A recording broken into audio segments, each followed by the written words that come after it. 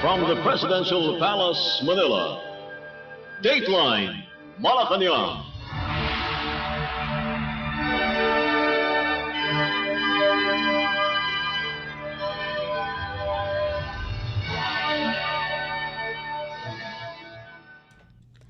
Good day. This is Dateline Malacañang and here are the news.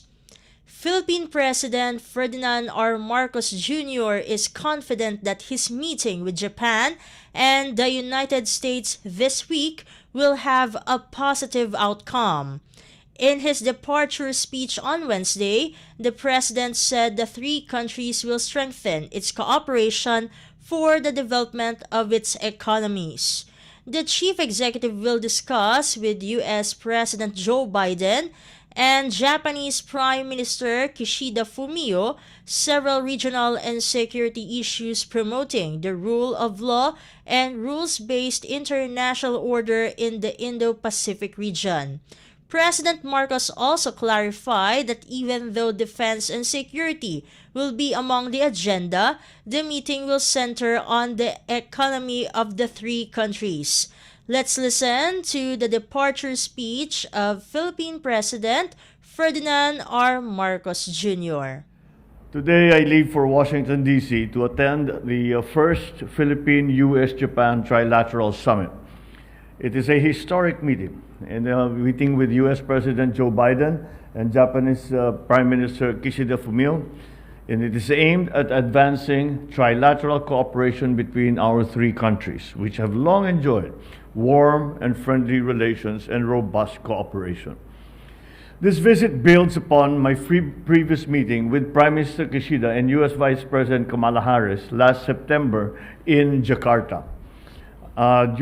This was actually what they called in diplomatic circles a pull-aside, where during the farewell dinner of ASEAN, because it was the last summit that Indonesia was chairing, we had a pull-aside and we talked quite comprehensively about the idea of having this trilateral agreement.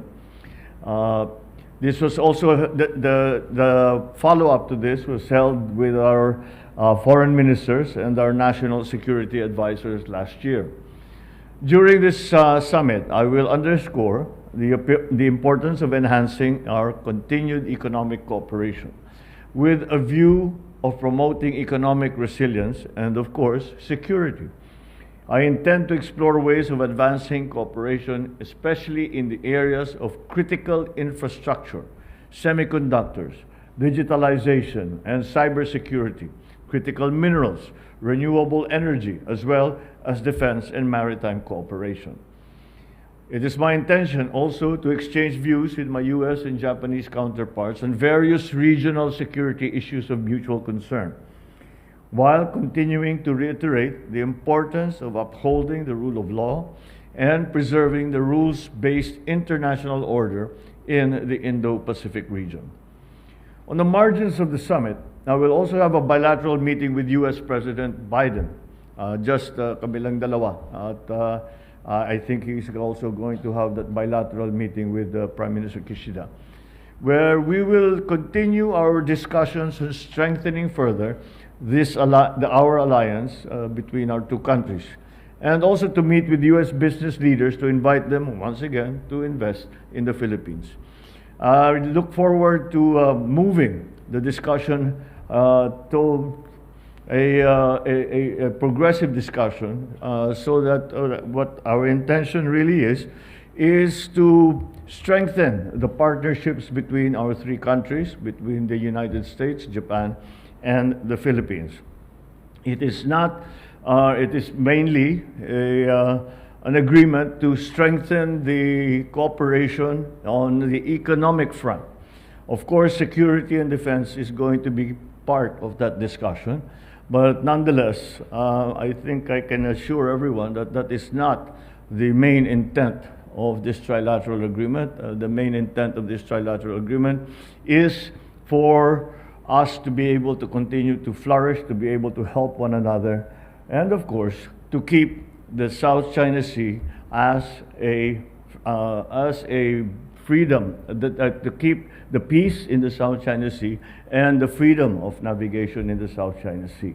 To that end, this is the details of that are what we are going to be discussing very, very soon. And I hope to come back with some good results in the next few days. Thank you very much. And you just heard Philippine President Ferdinand R. Marcos Jr. Dateline Malacañang. Philippine Ambassador to the United States, Jose Manuel Romualdez, said around $100 billion in investments will enter the country next year. In an interview with the Philippine media delegation in Washington, D.C., Romualdez underscored the Philippine government did not give the estimate but from potential investors themselves, not only in the US but also in Japan. These investments, according to Romualdez, are mostly in the semiconductor business, which could reach $80 billion. Besides semiconductors, potential investments that could enter the Philippines are solar panels and nuclear energy. Let us now listen to the interview of Philippine Ambassador to the United States, Jose Manuel Romualdez, on the official visit of Philippine President Ferdinand R. Marcos Jr. to Washington, D.C. Well, one thing for sure, it is not only historic but momentous at the same time. You know, it's not very easy to put together three leaders, and it's an opportune time for the Philippines to be able to participate in a very important summit with two major allies of the Philippines, namely Japan and the United States. So President Marcos' trip here in Washington, D.C. is probably one of the most important and significant one, and consequential, because this will define the future of the Philippines and its role in the Indo-Pacific region. For one thing for sure, the defense and security is one aspect of this relationship between the Philippines, Japan, and the United States. But more importantly is the economic cooperation. Economic cooperation spells economic prosperity and economic security for not only for the Philippines but for the region as well. So this kind of cooperation is definitely going to be not only beneficial for our country, but at the same time it will also bring about what the President has always wanted, to have economic prosperity, and hopefully it will help in being able to give us the opportunity and the resources to be able to bump up our defense and security in the future. As you can see, this visits of these high-level officials to the Philippines is significant in itself. As you can see, the cooperation between the United States and the Philippines on many aspects of our relationship, especially on the economic side, is very clear. So President Marcos coming to Washington, D.C. is another indication of how important that relationship is.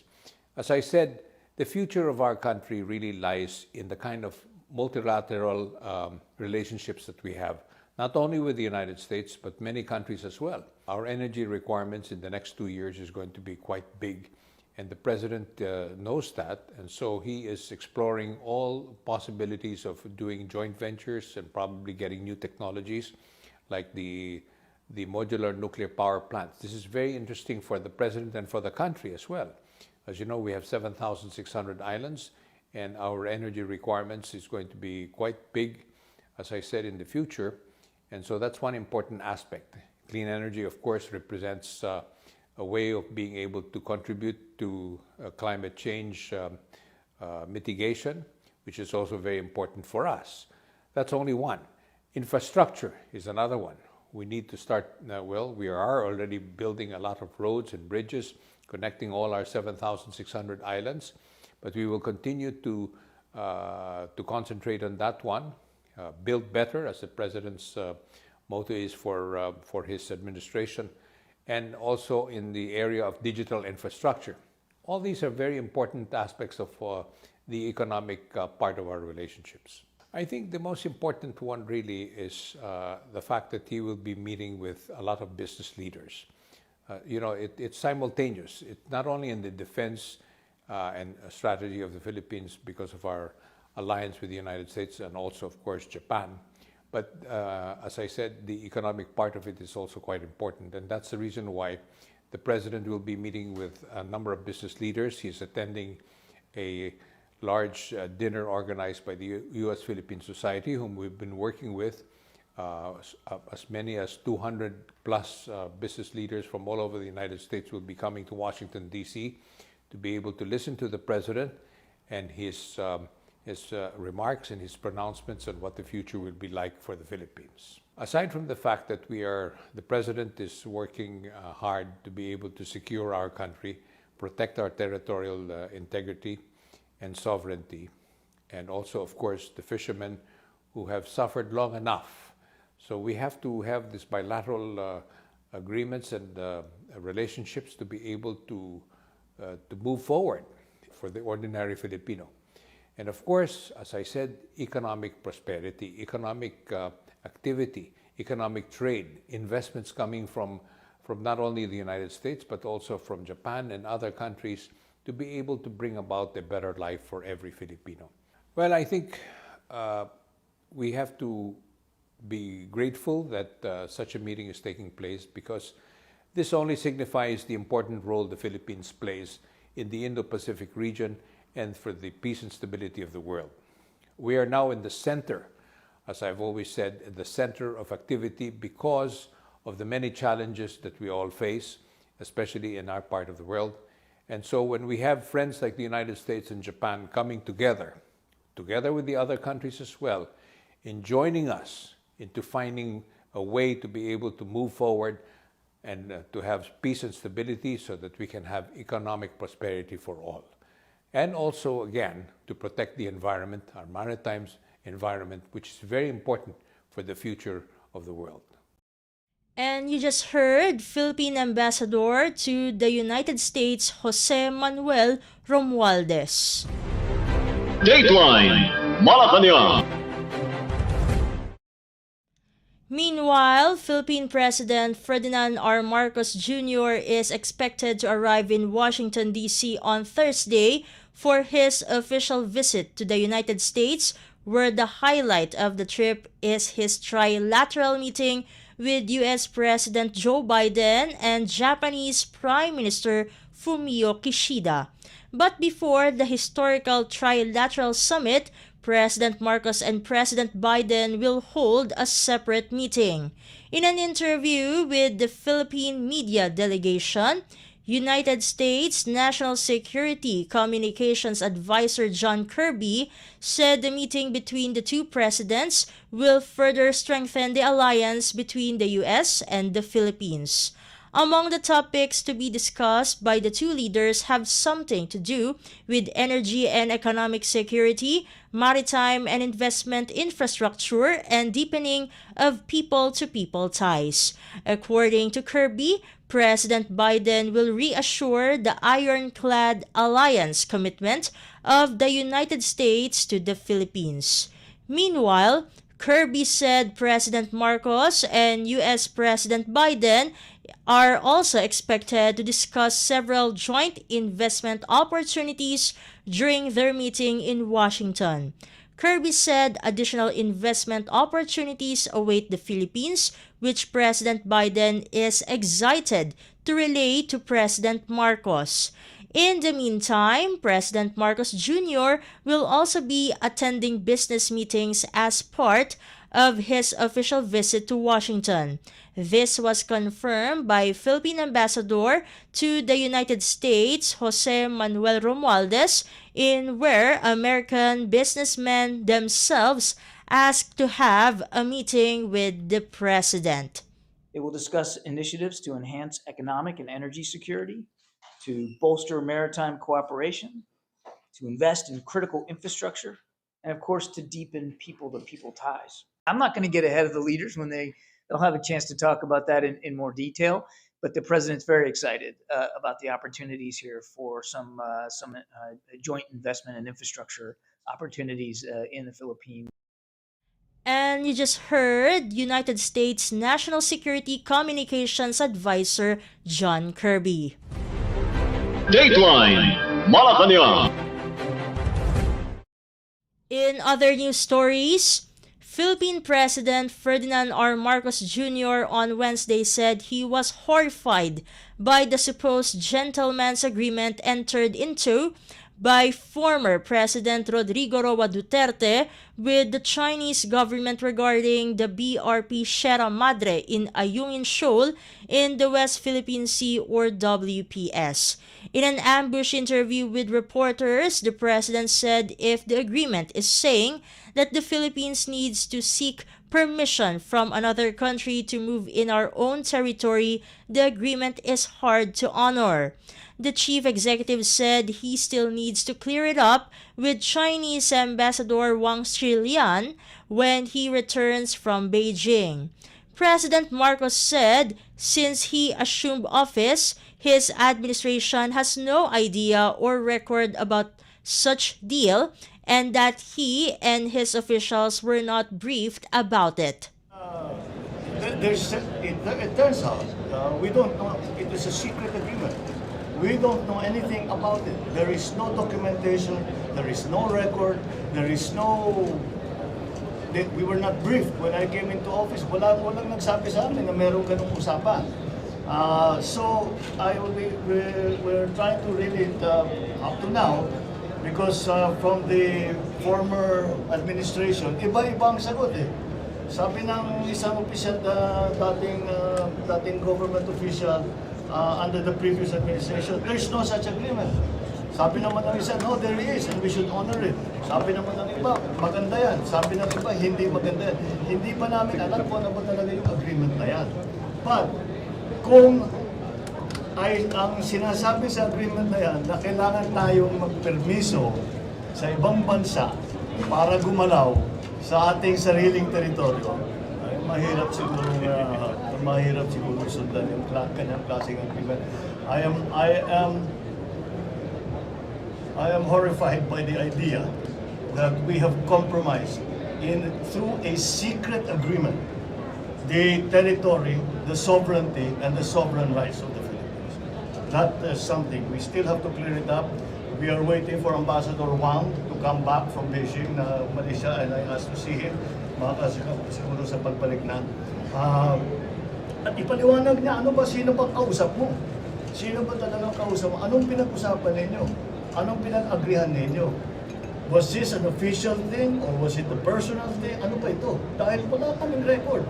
Kahit saan ka tumingin, walang record. So sikretong ginawa lahat ito. Bakit nila ginawa? Kung gagawin man nila, ba't nila ginawang sikreto? And you just heard Philippine President Ferdinand R. Marcos Jr. Dateline Malacañang. Meanwhile, Philippine President Ferdinand R. Marcos Jr. on Wednesday said that he will not extend the deadline of the jeepney consolidation or the consolidation of jeepney operators and drivers into a cooperative or corporation for the Public Utility Modernization Program or PUVMP. The President made the statement during the Metropolitan Manila Development Authority or MMDA Bagong Pilipinas Town Hall meeting. According to the Chief Executive, the deadline for the PUVMP consolidation will not be extended because the program needs to be implemented. This was supported by the Department of Transportation or DOTR Secretary Jaime Bautista.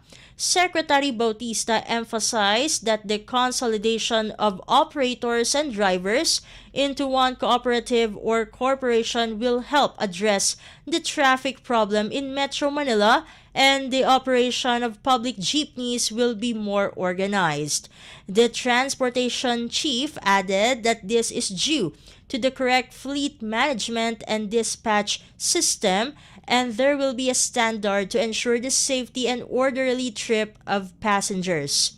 Meanwhile, President Marcos believes that the solution to the traffic problem is an enhanced mass transit system in the country. The president said the government is hastening its mass transit system to reduce the number of vehicles plying the roads of Metro Manila. President Marcos also said, similar to other countries, different people ride the train, whether they are rich or poor. According to the chief executive, besides being affordable, trains can deliver commuters to their destinations much faster like other countries. President Marcos Jr. also underscored that the only solution to the traffic in the country is the implementation of the railway project of the government. Dateline Malacañang. The Philippine Department of Migrant Workers or DMW reported that the number of overseas Filipino workers or OFWs injured in the magnitude 7.2 earthquake that hit Taiwan last week increased to 15. According to the DMW, all 15 OFWs were given medical attention and have been released from the hospital. The injured OFWs are currently recovering in accommodations or dormitories provided by the company they work for and are scheduled for follow-up checkups. The Migrant Workers Office or MWO in Taipei is closely monitoring the condition of Filipinos who were hurt and continues to coordinate with their companies. The MWO is also collaborating with the offices of the Manila Economic and Cultural Office or MECO in Kaohsiung and Taichung to monitor the situation of affected Filipinos and give them the necessary assistance. Meanwhile, the 6-member team that was deployed by the DMW are continuously providing assistance to the Filipino community in Taiwan. The team is led by Migrant Workers Undersecretary Patricia Yvonne Kaunan. Among the assistance provided to the affected OFWs are psychosocial support and food packs, as well as distribution of 30,000 pesos worth of financial assistance for OFWs that were injured during the quake. Dateline Malacañang. And finally, the Philippine Department of Migrant Workers or DMW on Wednesday extended its condolences to the husband and family of a Filipina who died during a fire at the Sharjah Tower in Dubai, United Arab Emirates last week. Migrant Workers Officer in Charge Under Secretary Hans Leo Kakdak talked with the victim's husband and assured that the government will provide full support to their family. According to a report from the Migrant Workers Office or MWO in Dubai, 1 Filipina died and 10 overseas Filipino workers or OFWs were injured, including 2 children during the incident. The MWO in Dubai visited all the affected OFWs to check on their conditions and extend the necessary assistance. The injured OFWs are currently recovering at a hotel that was provided by local officials of the Sharjah district. Meanwhile, the MWO in Dubai is working on the repatriation of the remains of the Filipino victim to the Philippines, while her husband, who was also injured in the incident, have already left the hospital and is currently recovering. Dateline Malacañang. Before we conclude our program, we would like to invite everyone to come and visit our Facebook page and YouTube channel at Radyo Pilipinas World Service. You will be able to hear and view our Filipino and English programs, including news updates in the Philippines. Kindly subscribe, like, and share our posts as well. And that concludes this edition of Dateline Malacañang for Radyo Pilipinas World Service. This has been Steph Vicente.